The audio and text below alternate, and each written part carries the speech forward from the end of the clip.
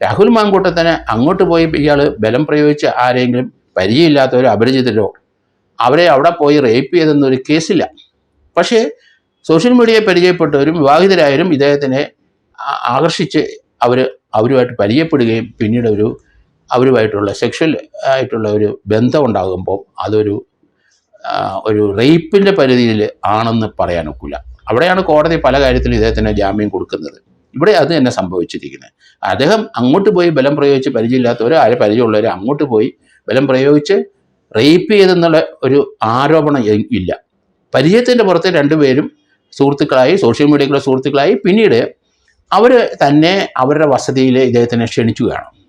അപ്പോൾ അതുകൊണ്ട് അത് വ്യത്യസ്തമായിട്ട് മാത്രമേ ചിന്തിക്കാൻ കഴിയുള്ളൂ. അതുകൊണ്ടാണ് രാഹുൽ മാങ്കൂട്ടത്തിൻ്റെ പോലത്തെ ഒരു കേസ് വന്നു കഴിയുമ്പോൾ അത് എല്ലാവരും അയാളെ ഭത്സിക്കുന്ന പോലെ എനിക്ക് ഭത്സിക്കാൻ കഴിയുന്നില്ല. നിയമപരമായ കാര്യങ്ങളിൽ ചിന്തിക്കുമ്പോൾ പല ലൂപ്പുകളും അതിനകത്തുണ്ട്. അദ്ദേഹത്തിന് അതിനകത്ത് രക്ഷപ്പെടാം. പിന്നെ ഒരു പ്രഗ്നൻസി ഉണ്ടായാൽ പ്രഗ്നൻസി ക്യാരി ചെയ്യുന്നയാളും അതിൻ്റെ കാരണക്കാരനാണെന്ന് ആരോപിക്കുന്നവരും അവരുടെ കൺസെൻറ്റോട് അത് അബോർട്ട് ചെയ്യുന്നതിന് നിയമ തടസ്സങ്ങളൊന്നുമില്ല.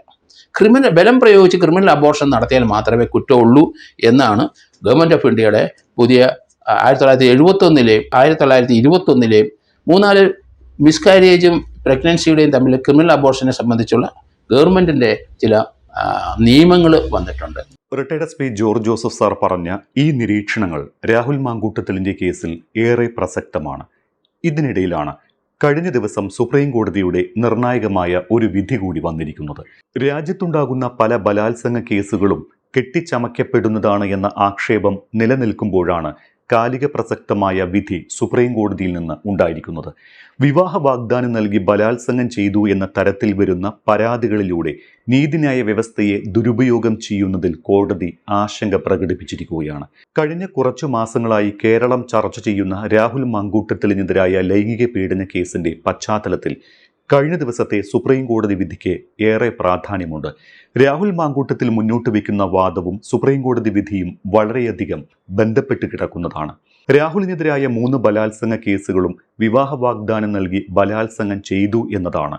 അതിൽ തന്നെ 2 പരാതിക്കാർ വിവാഹിതരും.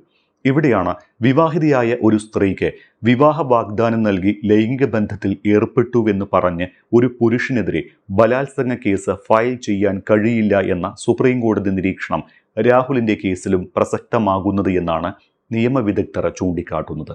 വിവാഹിതയായ ഒരു സ്ത്രീക്ക് വിവാഹ വാഗ്ദാനം നൽകി ലൈംഗിക ബന്ധത്തിൽ ഏർപ്പെട്ടുവെന്ന് പറഞ്ഞ് ബലാത്സംഗ കേസ് ഫയൽ ചെയ്യാനാകില്ല എന്ന് മുൻപും സുപ്രീം കോടതി തന്നെ ചൂണ്ടിക്കാട്ടിയിട്ടുള്ളതാണ് എന്ന് കോടതി കഴിഞ്ഞ ദിവസം വ്യക്തമാക്കുകയുണ്ടായി. പരസ്പര സമ്മതത്തോടെ ലൈംഗിക ബന്ധത്തിൽ ഏർപ്പെടുകയും ബന്ധം വഷളായ ശേഷം ലൈംഗിക പീഡന കേസുകൾ ഫയൽ ചെയ്യുകയും ചെയ്യുന്നത് നീതിന്യായ വ്യവസ്ഥയെ ദുരുപയോഗം ചെയ്യുന്നതാണ് എന്നാണ് കോടതിയുടെ നിരീക്ഷണം. ഇത് ആശങ്കാജനകമാണ് എന്നും കോടതി പറയുന്നു. ഇതിന് കോടതി കണ്ടെത്തിയ നിയമപരമായ വിശദീകരണവും ഏറെ ശ്രദ്ധേയമാണ്. വിവാഹിതയായ സ്ത്രീക്ക് വിവാഹം നിലനിൽക്കുമ്പോൾ തന്നെ നിയമപരമായി മറ്റൊരു വിവാഹം കഴിക്കാൻ നിയമം അനുവാദം നൽകുന്നില്ല എന്നാണ് കോടതി എടുത്തു പറയുന്നത്. 1955 ഹിന്ദു വിവാഹ നിയമത്തിലെ സെക്ഷൻ 5 പരാമർശിച്ചുകൊണ്ടാണ് കോടതിയുടെ നിർണായകമായ വിധി. ഒരു പങ്കാളി ഉള്ളപ്പോൾ തന്നെ മറ്റൊരു വിവാഹം കഴിക്കുന്നത് നിരോധിച്ചു കൊണ്ടുള്ളതാണ് ഹിന്ദു വിവാഹ നിയമത്തിലെ സെക്ഷൻ 5. അതിനാൽ ബന്ധത്തിലായിരുന്ന സമയത്തോ FIR രജിസ്റ്റർ ചെയ്ത തീയതിയിലോ പരാതിക്കാരി വിവാഹിതയായിരുന്നുവെങ്കിൽ പ്രതി നൽകിയ വിവാഹ വാഗ്ദാനത്തിന് നിയമസാധുതയില്ല എന്ന് കോടതി വിധിച്ചു. വിവാഹ വാഗ്ദാനം നൽകി വിവാഹിതയായ ഒരു സഹപ്രവർത്തകയെ തുടർച്ചയായി ബലാത്സംഗം ചെയ്തുവെന്ന കേസിൽ ഛത്തീസ്ഗഡിലെ ഒരു അഭിഭാഷകനെതിരെയുള്ള ക്രിമിനൽ നടപടികൾ റദ്ദാക്കിക്കൊണ്ടാണ് സുപ്രീം കോടതിയുടെ നിരീക്ഷണം. ജസ്റ്റിസുമാരായ BV നാഗരത്ന, ഉജ്ജൽ ഭൂയാൻ എന്നിവരടങ്ങിയ ബെഞ്ചിൻ്റേതാണ് സുപ്രധാനവും കാലിക പ്രസക്തവുമായ വിധി. 33 വയസ്സുള്ള വിവാഹിതയായ അഭിഭാഷകയായിരുന്നു ഈ കേസിലെ പരാതിക്കാരി.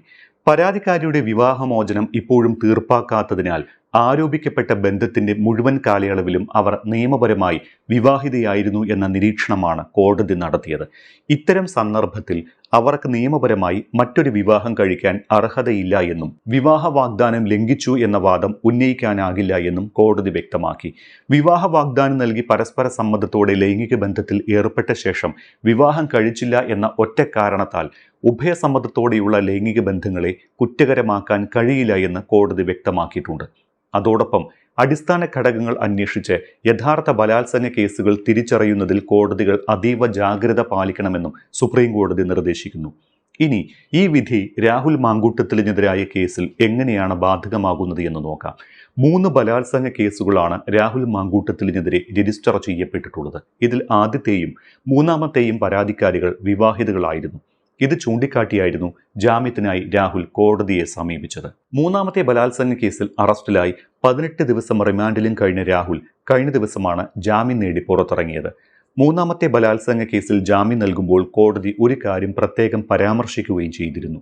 അവിവാഹിതനായ രാഹുൽ എത്ര സ്ത്രീകളുമായും പരസ്പര സമ്മതത്തോടെ ബന്ധപ്പെട്ടാൽ എന്താണ് പ്രശ്നം എന്ന ചോദ്യമാണ് കോടതി ചോദിച്ചത്. പരസ്പര സമ്മതത്തോടെ അല്ലേ ബന്ധപ്പെട്ടത് എന്നും വിവാഹിതയായ സ്ത്രീക്ക് എങ്ങനെ വിവാഹ വാഗ്ദാനം നൽകാനാകും എന്ന് കോടതി ചോദിച്ചിരുന്നു. ഈ സാഹചര്യത്തിൽ സുപ്രീം കോടതിയുടെ ഈ വിധി ചൂണ്ടിക്കാട്ടി തനിക്കെതിരായ കേസിൽ രാഹുലിന് അനുകൂല വിധി സമ്പാദിക്കാനാകുമെന്നാണ് നിയമവിദഗ്ധർ പറയുന്നത്. രാഹുലിനെതിരായ 3 കേസുകളിലും വിധി പരാതിക്കാർക്ക് എതിരാകാനുള്ള സാധ്യതയും കാണുന്നുണ്ട് എന്ന് നിയമവിദഗ്ധർ ചൂണ്ടിക്കാട്ടുന്നു. രാഹുലിനെതിരെ സർക്കാർ അപ്പീലിന് പോയാലും ഒരുപക്ഷെ അപ്പീൽ നിലനിൽക്കുമോ, ജാമ്യം റദ്ദാക്കപ്പെടുമോ എന്ന കാര്യവും സംശയമാണ്. കാരണം സുപ്രീം കോടതി വിധി ചൂണ്ടിക്കാട്ടി രാഹുലിന് തന്റെ ഭാഗം കോടതിയിൽ ന്യായീകരിക്കാനാകും. രാഹുൽ മാങ്കൂട്ടത്തിലിന്റെ കേസിലടക്കം സുപ്രീം കോടതിയുടെ ഈ വിധി തിരിച്ചടിയാകുമെന്നും വഴിത്തിരിവാകുമെന്നുമാണ് രാഹുൽ മാങ്കൂട്ടത്തിലിനെ അനുകൂലിച്ച് പുരുഷ സ്വാതന്ത്ര്യത്തിനായി വാദിക്കുന്ന രാഹുൽ ഈശ്വറും പറയുന്നത്. ആ അർത്ഥത്തിൽ സുപ്രീം കോടതി വിധിയെ ചരിത്രപരമായ വിധിയെന്നാണ് രാഹുൽ ഈശ്വർ വിളിച്ചത്. രാഹുലിന്റെ കാര്യത്തിൽ 1ാമത്തെയും 3ാമത്തെയും പരാതിക്കാർ വിവാഹിതരാണ്. ഇതൊക്കെ പോലീസിനെ അറിഞ്ഞിരുന്നിട്ടാണ് അവർ കേസെടുത്തത് എന്നും രാഹുൽ ഈശ്വർ ചൂണ്ടിക്കാട്ടുന്നു. രാഹുൽ മാങ്കൂട്ടത്തിലിനെതിരെ നടന്നത് ഗൂഢാലോചന തന്നെയാണ് എന്നാണ് രാഹുൽ ഈശ്വർ സമർത്ഥിക്കുന്നത്. അതിനിടെ രാഹുൽ മാങ്കൂട്ടത്തിൽ MLA-ക്കെതിരായ 3ാമത്തെ ലൈംഗിക പീഡന കേസിലെ അതിജീവിതയ്ക്കെതിരെ മാനനഷ്ട കേസ് കൊടുക്കുമെന്ന് KSU സംസ്ഥാന ജനറൽ സെക്രട്ടറി ഫെന്നി നൈനാനും വ്യക്തമാക്കിയിട്ടുണ്ട്.